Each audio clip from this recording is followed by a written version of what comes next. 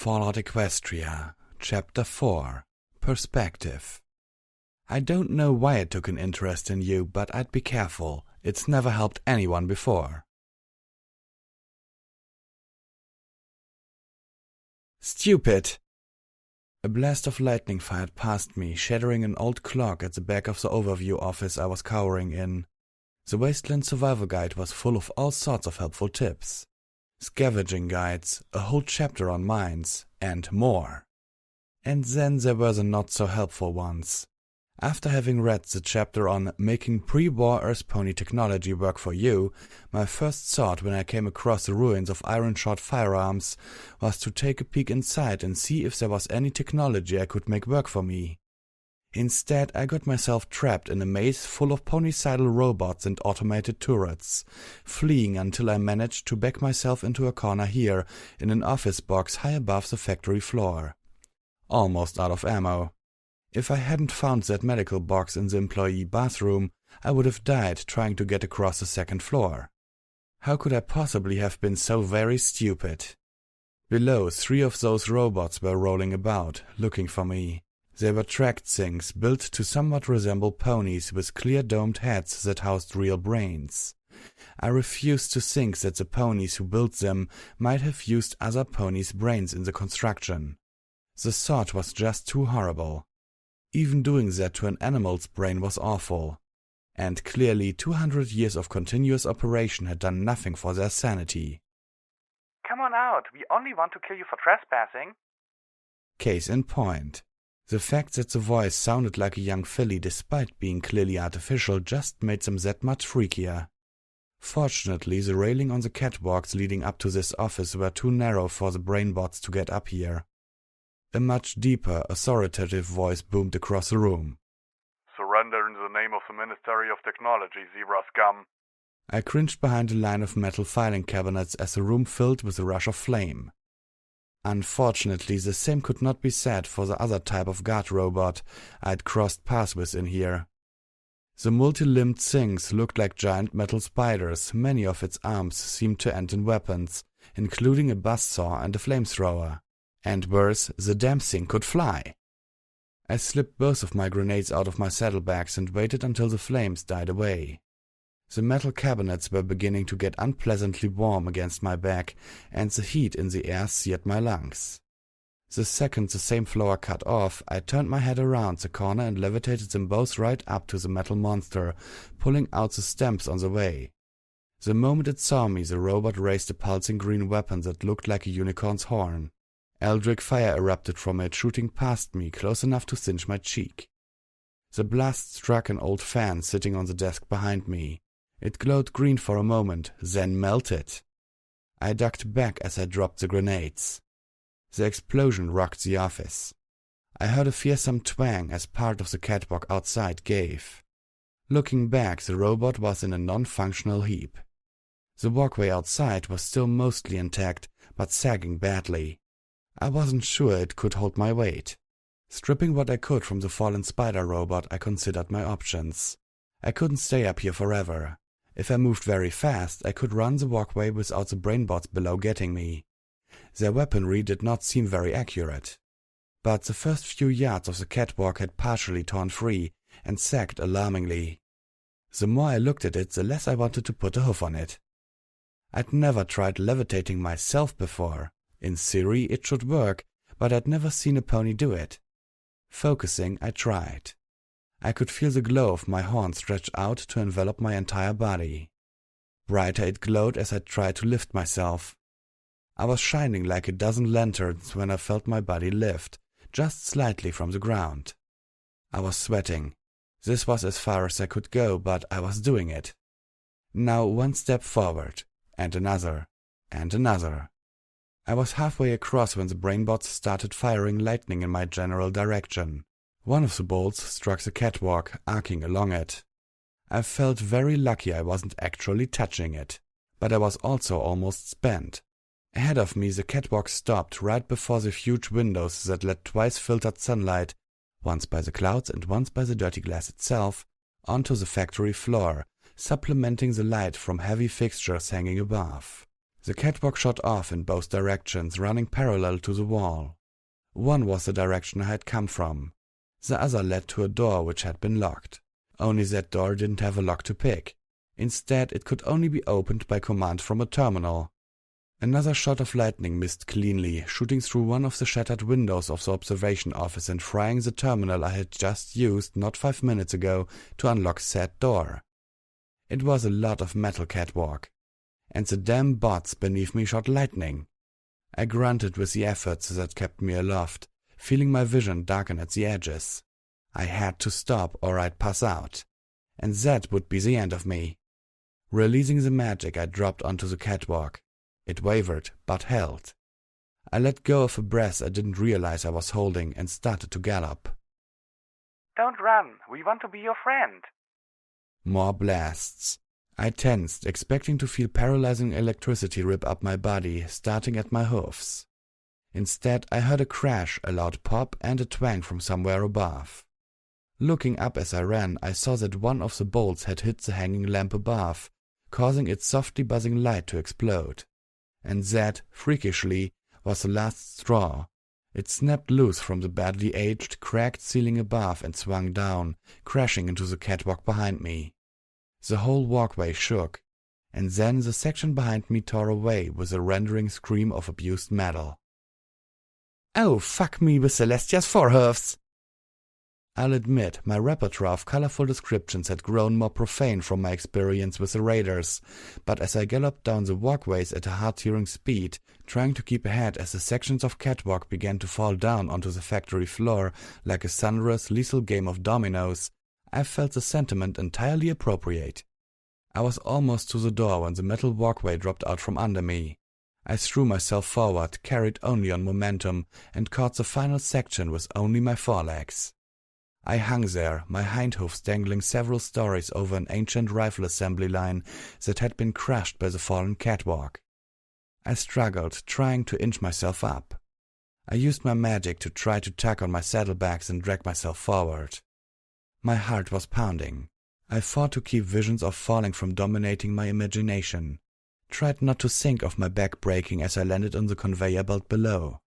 At least the damned brainbots weren't shooting at me anymore, having scurried for cover. It seemed to take forever, but inch by inch I pulled myself onto that final section of catwalk.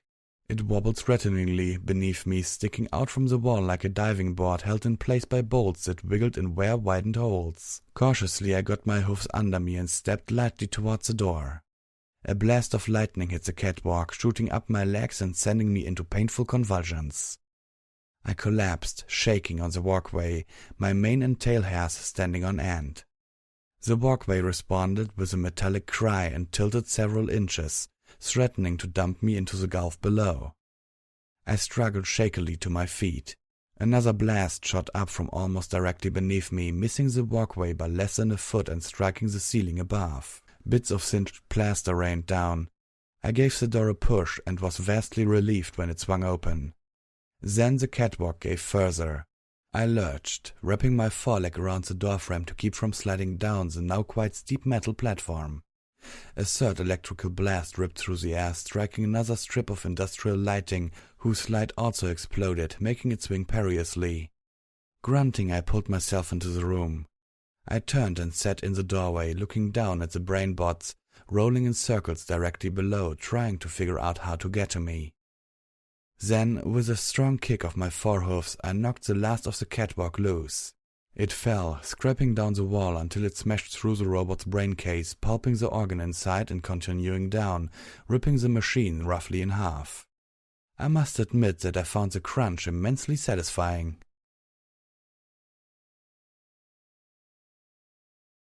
I realized that if the room I had successfully accessed at such great personal risk had not offered any other way out, I would have been in deep trouble. Closing the door behind me, I felt immediately more comfortable. The room had been painted in what had once been a bright orange, and the paint had not lost all its warmth over time. The wood paneling probably brought a pleasant, homey feel to what I believed was certainly the factory overmare's office. Now that wood was rotted and crumbling. On the back wall above the desk was an oversized logo in deeply tarnished bronze. Iron-shot firearms, How do you like them apples?" I didn't get it. Ignoring it, I looked around. Large fancy desk, chair, filing cabinets, a poster in a backlit frame, the same poster I had seen several other times in the factory, but this one in better condition, showing graceful Pegasus ponies soaring through the skies, rainbows exploding behind them as they shot down on dark, demonic-striped figures with evil glowing eyes. Better wiped than striped, join the equestrian forces today. A wardrobe. My eyes barely touched these, moving to the important things first. The office held a terminal I could hack, a wall safe I could pick, and a personal elevator that, if it worked, would get me safely to the first floor and out of this death trap. There was an ammo box under the desk. Then my eyes fell on something unique. Mounted on the opposite wall was a glass case, and in the case was a beautiful and perfectly preserved revolver, a similar model to mine but crafted with what must have approached love. It had a scope and an ivory bit molded for extra comfortable fit in the mouth and ease of trigger. On the handle was an emblem, 3 apples. I tried my hoof, so to speak, at the safe first. It was tough, taking a few attempts, but after breaking one bobby pin I learned better how to prevent further losses.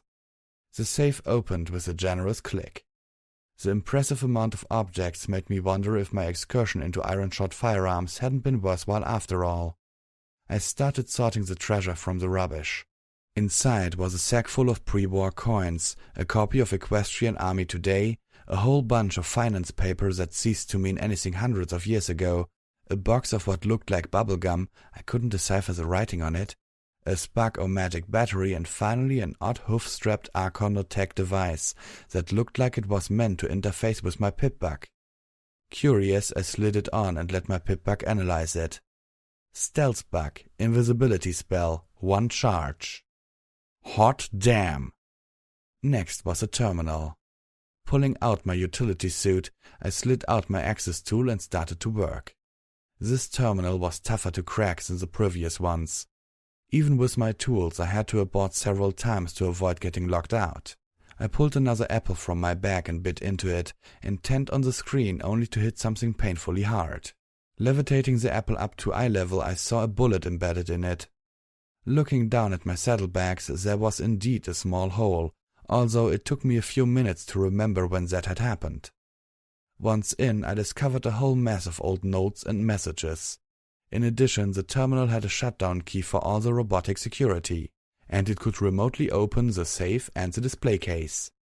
I rolled my eyes, thanking the universe ever so much for giving me this potentially life-saving option, only now that I'd already fought my way to the finish and no longer needed it. I also realized that I could have saved myself a bobby pin if I had worked on the computer first. I told the terminal to open the display case. Doing so triggered a message. Cousin Brayburn, I know we ain't talked in some time, but the war effort's taken a twist for the scary, and I might not have a chance to see you again. I want to mend fences. Now, I ain't gonna muck this up with words. We all know how well that went last time. Instead, I'm sending you a little Macintosh as a gift and as an apology. To show you I'm sincere. Keep him safe for me, will ya?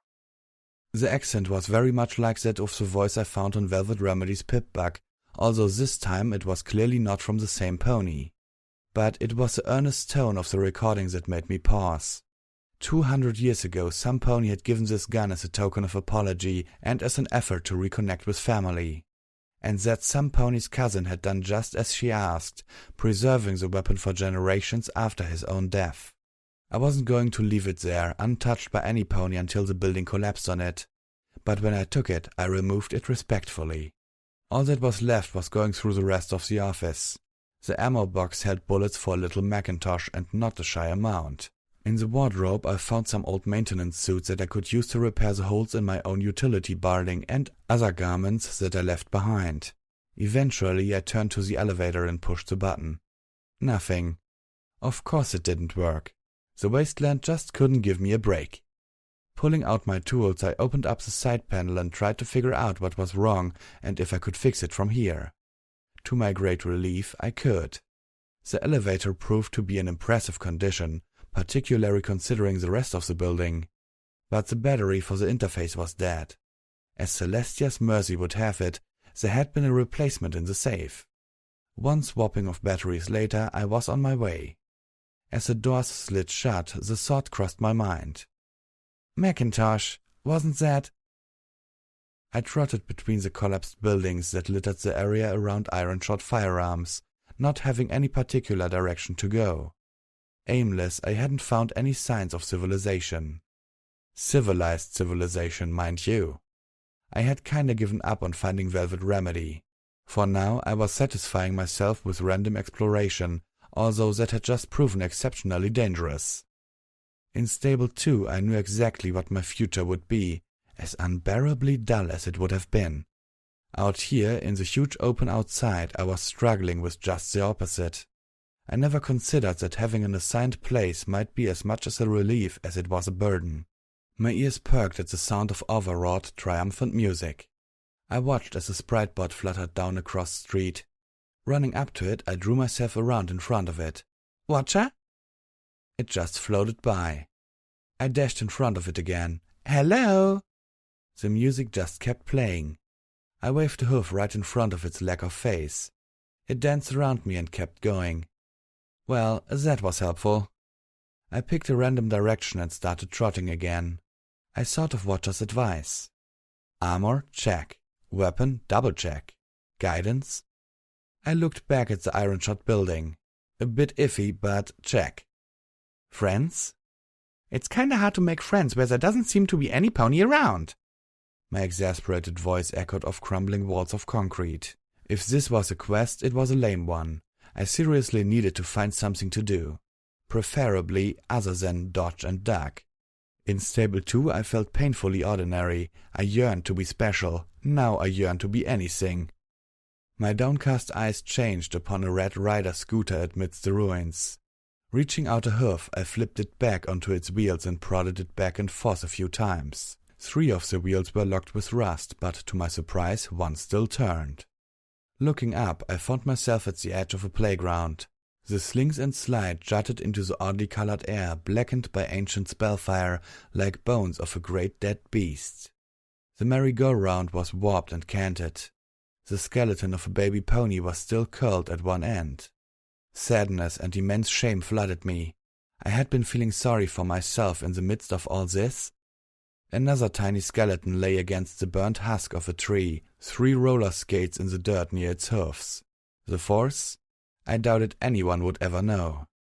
I plodded on, moving through the silent, impromptu graveyard. At the far end, sheltered by walls that were mostly still intact, I found an old vending machine. Sparkle Cola, the machine still advertised through the years of grime. It featured a backlit emblem of stylized carrots. Surprisingly, the machine still looked functional. Fishing out a few pre-war coins, I fed them into the machine. I didn't actually expect that it would still have soda after all these years. I was astonished when a bottle rolled out dutifully. I suddenly realized how awfully thirsty I was. The Sparkle Cola was lukewarm, but actually rather delicious, with a delightful carroty aftertaste. The clicking of my pip-bug warned me that I was ingesting trace amounts of radiation with each swallow, but not enough to be harmful. I'd taken more harm standing around at Sweet Apple Acres. And besides, if it reached a point where my radiation intake began making me sick, I had a couple Radaway potions, the only supplies from the Iron-Shot medical box that I hadn't needed to use just to survive the building. I spotted a bench just around the side of the building and decided to take a load off my legs, possibly read some of the Equestrian Army Today book I had picked up. As I turned the corner, my gaze fell upon an old, torn poster affixed to the wall. The image was a face of an elderly pony of almost obtrusively pink coloration. Her mane was streaked with gray. On some ponies, gray hair makes them look distinguished. On most, it just makes them look old. Hers made her look like a candy cane. Her eyes were huge, staring. I could swear, poster or not, that she was looking right into me. Some pony had ripped the poster right through the middle. I had no idea what her expression was supposed to be, but I couldn't help but feel like I was doing something wrong. Bold words above and below the image, now deeply faded, announced, "Pinkie Pie is watching you. Forever." There were additional words, very tiny beneath, so small and faded that I had to lean close and strain to read them. A happy reminder from the Ministry of Morale. I stepped back, tilting my head as I looked at the poster again. What's the Ministry of Morale?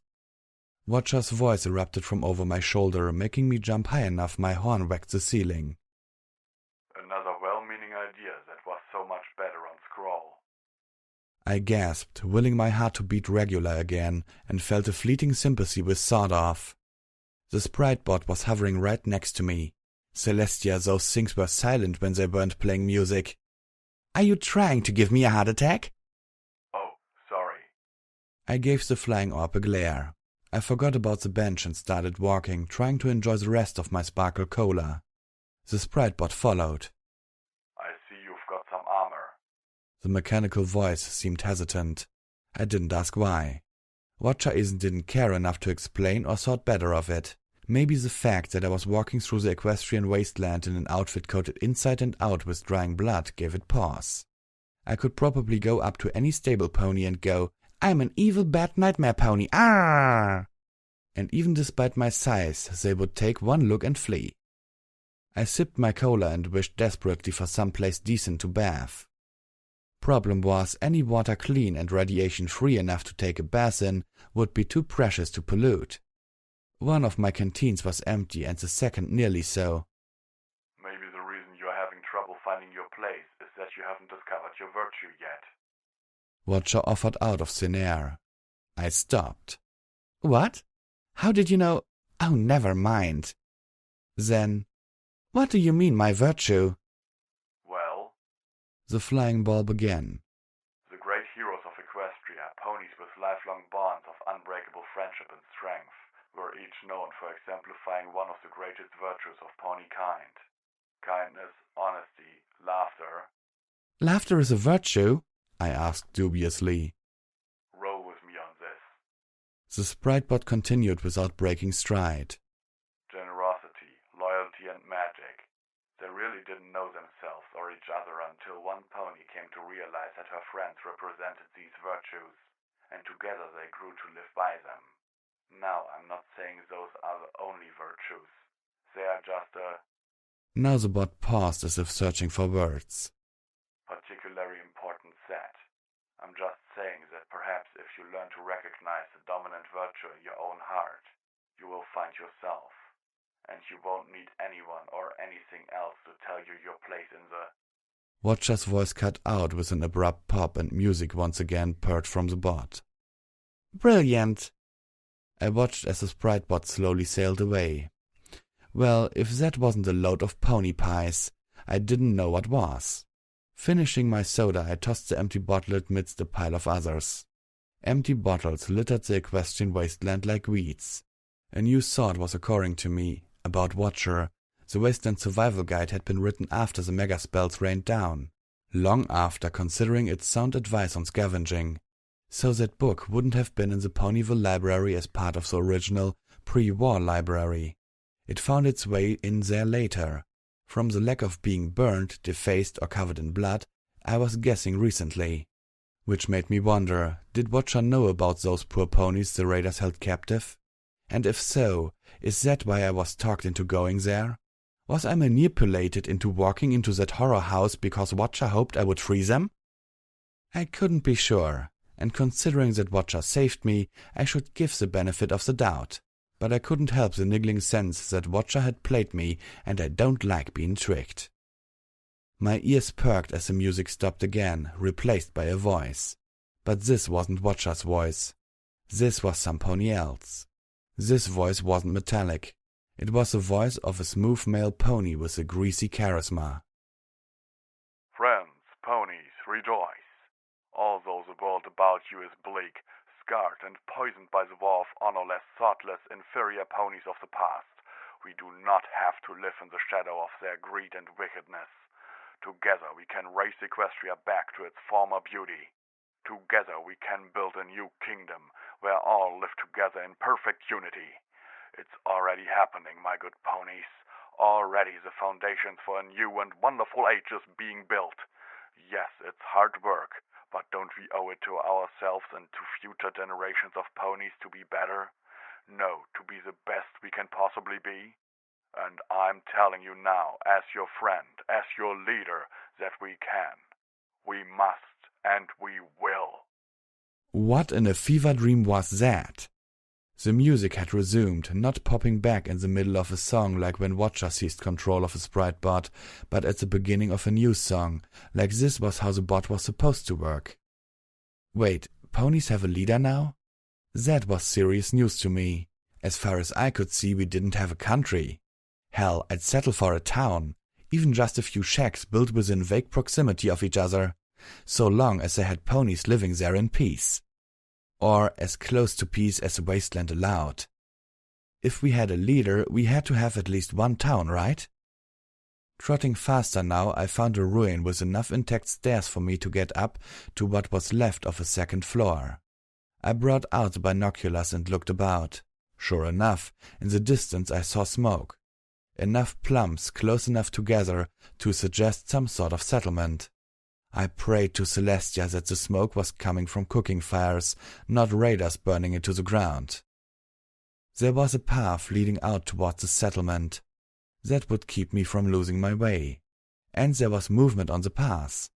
My horn glowed as I focused the binoculars, bringing a small group of ponies into view. 2 of them were pulling a heavily laden wagon. A young pony rode on its back, apparently talking with 2 others, who were guiding a queerly burned 2-headed beasts. The group was headed towards me, away from the theoretical town. But they didn't look like they were fleeing, and none of them were wounded, all of which I took as a good sign. A very good sign indeed. I looked up into the thick, broiling clouds, up to where the disk of the sun made a brighter spot in the cloudy ceiling, and sent a prayer of thanks to Celestia. The path wasn't a road exactly, rather it was a long, arcing swat cutting through the equestrian wasteland. 2 parallel metal lines reinforced with badly aged crossed planks of wood. Half an hour back it had crossed over a gully on a rickety bridge. After my fun with catwalks, I chose to brave the gully rather than put my hoofs on something else that was surely holding off its inevitable collapse until it could take me with it. It turned out to be a good decision despite the wounds. The gully had been home to a bunch of large, bloated pig things with extremely nasty front teeth. One of them got a hold of my left hind leg, biting clean through my armor and cutting a deep gash. Little Macintosh is neither quiet nor subtle. A single shot from that sweet little gun tore the head clean off the pig thing attacking me. And it fires quickly enough that I was able to slay the 3 others before my targeting spell ran out. Beneath the bridge was some pony's camp. It had a long abandoned feel to it, but there were scattered supplies, including a few cases of shotgun ammo, a single can of food amidst a litter of tin cans, magical fruit, the label boasted, but it turned out just to be beans, and a locked medical box. I picked the lock easily, finding a healing potion which I swiftly drank, breathing a sigh of relief as a nasty gash mended gently, the pain ebbing away. There were medical bandages, nowhere as powerful as a potion, but good for flesh wounds, and a box of mints? Mindols. Refresh your mind and your breath. I had been surprised to see a smiling zebra on the front of the box, the first depiction of a zebra I'd seen that didn't look like a storybook villain. Now I figured I was over halfway to the settlement, maybe 2/3. I tried to keep myself from imagining what I would find. A whole city of civilized and happy ponies, maybe. I didn't want to set myself up for a letdown. Even a few shacks, I told myself. I picked up the pace of my trot. I heard a gunshot in the same instant that I felt a bullet tear clean through my right hind leg and another clang off the metal casing of the sniper rifle strapped to my back. I screamed in agony, collapsing to a skiddling halt on the rocky ground, clutching at my hind leg. I was bleeding profusely through the hole torn through it. The bullet missed the bone, and I could tell that sickeningly because I could see it. I tossed my head back and screamed again. Desperately, I dragged myself around a large mound of rocks, trying to take shelter from a shooter I never saw. Focusing as much as I could through the terrible pain, I pulled the medical-laced medical bandages from my pack. I tied wrapping my bleeding hind leg, but the bandages were meant for cuts and gashes, not gaping holes. It was soaked with blood and sliding off almost before I had finished wrapping it. I tossed the bandage and tried again, this time pulling the bandage much tighter. It too soaked bright red, but at least it stayed. Shaking with fear and pain, knowing from the sudden chills that my body was going into shock, I looked up and tried to spy the pony who attacked me. I looked all around, but no one was there. And there wasn't a whole lot of cover to be hiding in. These hills of dirt and rock were mostly barren. I felt like my heart swallowed an ice cube when the image hit me that there was a pony out there with a stealth bug. She could be right next to me, pointing her gun at my head, and I wouldn't even know. But then I looked upward, and there in the sky was a rust-coated Pegasus pony with an orange mane under a black Desperado hat, and what looked like 2 rifles, one strapped beneath each wing. The pony had just finished circling back around and was aiming right at me. With panicked instinct, I levitated a large rock in front of my face as a shield. A crack rang in the air, 2 rifles fired simultaneously. The first bullet struck the rock, sending chips of stone flying and ricocheted, lodging in my canteen. The last of my water burbled out at my hoofs. The second punched through my armor and embedded itself in my left shoulder, sending me reeling. Again I collapsed, the pain peaking and then beginning to bleed off, which I knew wasn't a good sign. This time I didn't think I would be getting back up again. So this is what it's like to die. So overrated. My eyes felt heavy. I closed them. I don't think for long. But when I opened them again, I spotted the ponies drawing their wagon coming over the hill. Behind them would be more ponies, guiding pack, 2-headed cattle things. I remembered the young pony in the back of the wagon. I doubted any of them would be looking up. Forcing myself to my hoofs, I began dragging myself into the open. If I was going to die, it wasn't going to be laying down, watching these people get slaughtered. My body screamed agony into my head, but I kept going, marching myself on lame legs until I was standing in the path right in front of the approaching group. Turning and focusing through the hammering in my head, I lifted little Macintosh into the air and pointed it at the rust-colored Pegasus, who had whipped back around and was again flying right at me. I stood directly between him and the travelers. My vision was blurry from tears and trauma. I wasn't sure, even with SATS, that I could hit him. And I stood no chance against his aim. He was an amazing shot. Technically, he hadn't missed me yet. Putting every ounce of me into it, I growled as menacingly as I could, and hoped that a pony who had survived 4 shots would be mistaken for a pony to be reckoned with. "Shoot me all you want, but if you attack that family, I will end you!" To my surprise, the Pegasus's eyes widened, and instead of firing, he backflapped his wings, coming to a halt in front of me. "Whoa, Nelly!" Levitating little Macintosh was getting really hard. I'd lost all feeling in my shot leg and fell onto my haunches without realizing. "I ain't the one attacking that caravan. You are." "What?" Black was seeping into my vision from all sides. My head was swimming. The conversation wasn't making any sense. But at least he was conversing rather than killing me. Weakly, "Not attacking. You shot me." "Well, of course I shot ya. I see a raider headin' at the caravan. I'm gonna perforate her till she ain't movin' no more." The rust-colored pony glared at me. Then, with a strangely proud look, "It's my policy." I felt my forelegs beginning to give. I was near collapse.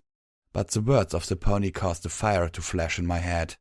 Little Macintosh had begun to sink towards the ground, but now it swung back up, pointed right between my attacker's eyes. "I'm not a raider." The pony pointed at me argumentatively. "You sure look like a raider." Seemingly from out of nowhere, the colt from the wagon galloped into view. I tried to raise my voice in warning, but nothing came out. The blackness fighting to overtake my vision finally won, and I collapsed, sinking into what felt like a deep sleep. The last thing I heard was a colt whining. "Calamity, what have you done?" Footnote, level up, new perk, Egghead. You will add +2 skill points each time you gain a new experience level.